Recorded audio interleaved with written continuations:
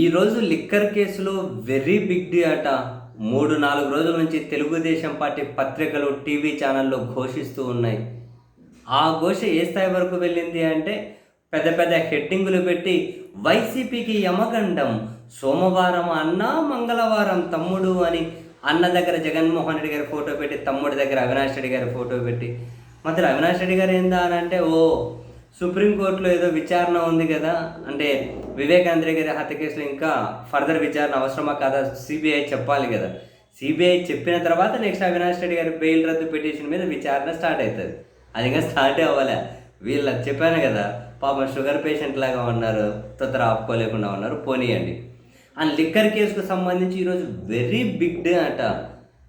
3వ charge sheet దాఖలు చేయబోతుందట sit. ఆ 3వ ఛార్జ్షీట్లో బిగ్ బాస్ పేరు ఉండబోతుందట. అంటే వీళ్ళదేంటి జగన్మోహన్ రెడ్డి గారి పేరు ఉండబోతుందని. జగన్మోహన్ రెడ్డి గారి పేరు ఉండబోతుందట. వైసీపీకి యమగండమట.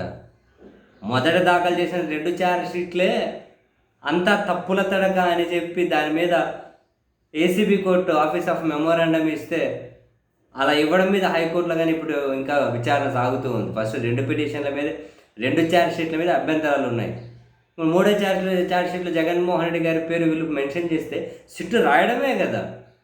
బేసిక్గా ఇప్పటి వరకు నెలలు జైల్లో పెట్టిన వాళ్ళ మీదనే ఆధారాలు కోర్టుకు సమర్పించుకోలేక వాళ్ళకి డిఫాల్ట్ బెయిల్ ఇస్తూ పోతున్నా కనుక సిట్టు ప్రేక్షకులాగా చూడాల్సిన పరిస్థితి. ఇప్పుడు ఇంక 3వ ఛార్జ్షీట్ అట, జగన్ పేరట, యమగండం వైసీపీకి, లిక్కర్లో బిగ్ డే అట. ఏంది బిగ్ డే ఏంది, పడుకోసి డే ఏంది, ఏముంటుంది? దాదాపు 15 సంవత్సరాల నుంచి జగన్మోహన్ రెడ్డి గారి మీద చిమ్ముతున్న విషయమే కదా. లక్ష కోట్లు అండి, 50,000 కోట్లు అండి, 5,000 కోట్లు అండి, 1,000 కోట్లు అండి, 4,000 కోట్లు అండి. ఎప్పుడు జరిగేది? ఇప్పుడు అదే జరుగుతుంది దుష్ప్రచారం. వీళ్ళ పత్రికల్లో, టీవీ ఛానల్లో జరిగినంత దుష్ప్రచారం కోర్టులో అయితే చేయలేరు కదా.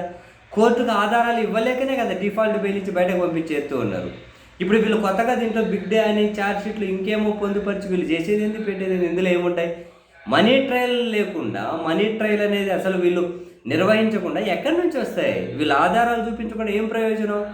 సిట్టు విచారణ దేనికోసం ఉపయోగపడుతుంది అని అంటే వీళ్ళ పత్రికలు, టీవీ ఛానల్లో పెద్ద పెద్ద హెడ్డింగ్లు రాయడం కోసం, పెద్ద పెద్ద స్టోరీలు రన్ చేయడం కోసం, జగన్ మీద పతాక స్థాయిలో దుష్ప్రచారం చేయడం కోసం ఉపయోగపడుతుంది తప్పి అంతకుమించి ఈ మొత్తం ఎపిసోడ్ వల్ల మరి ఏ విధమైన ప్రయోజనం ఉంటుందని చెప్పి నేనైతే భావిస్తలేనబ్బా.